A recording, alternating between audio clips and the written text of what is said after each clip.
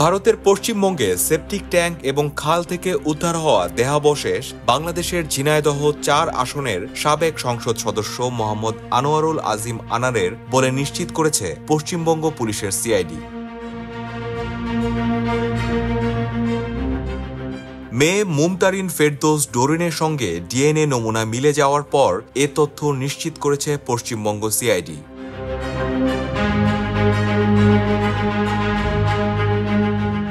এর আগে আওয়ামী লীগের সাবেক এমপি আনারকে গত ১৩ মে কলকাতার নিউ টাউনের একটি ফ্ল্যাটে খুন করা হয় বলে অভিযোগ উঠেছে।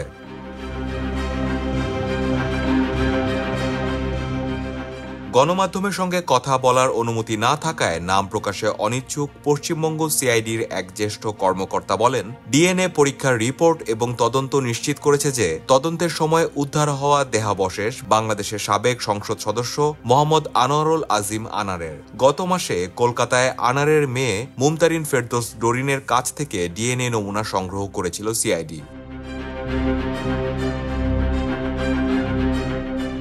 ঢাকা মেট্রোপলিটন পুলিশের গোয়েন্দা শাখা এই মামলায় অন্তত ৭ জনকে গ্রেপ্তার করেছে। পশ্চিমবঙ্গ সিআইডি গ্রেপ্তার করেছে ২ আসামিকে। তবে আনারের ব্যবসায়িক অংশীদার আমেরিকান নাগরিক আখতারুজ্জামান শাহিনকে এই হত্যাকাণ্ডের মূল পরিকল্পনাকারী বলে সন্দেহ করা হচ্ছে।